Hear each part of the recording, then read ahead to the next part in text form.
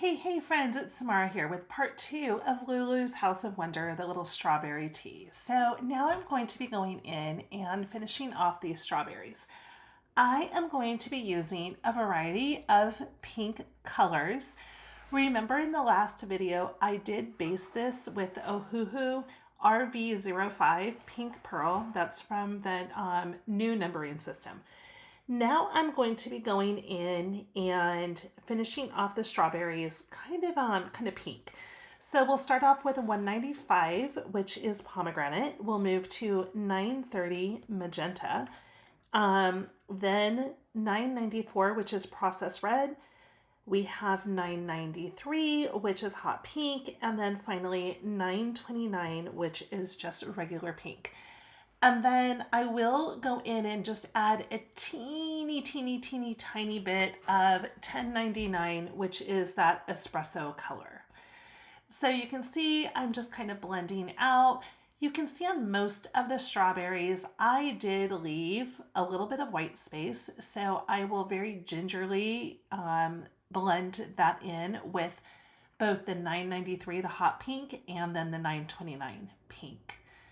So here you go, enjoy. I'm loving kind of the hot pink strawberries. I would normally go more red, but this seemed like fun.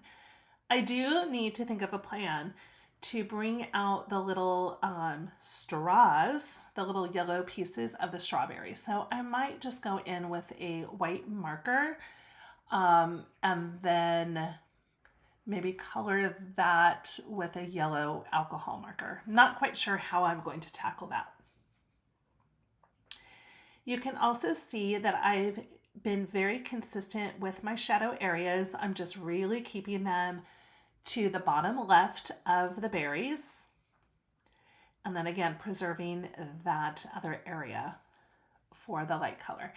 So now we're going to go into the dress. So I'm going to base this with the BG21 Mint Wisp.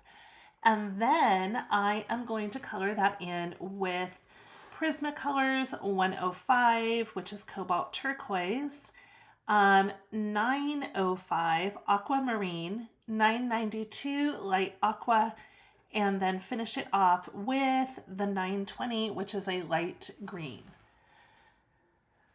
So of course, I love to start off with my darkest colors. So that's what I do. And then I just slowly bring in my light colors.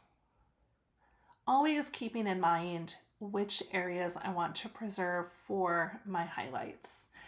I loved these little sleeves. They remind me of almost like an organza sleeve. So I wanted them to be very light and airy. So I kept the darkness towards the top or the shoulder area.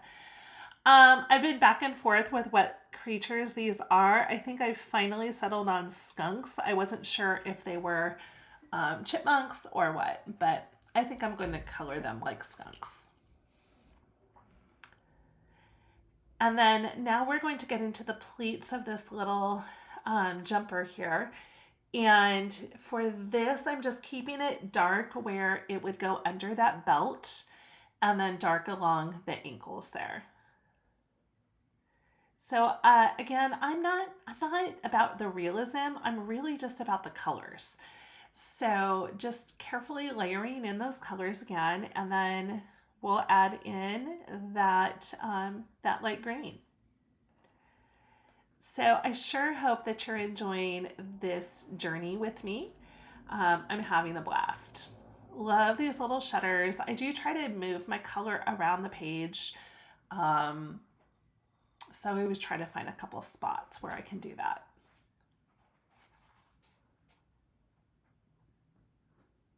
All right, stay tuned for part 3.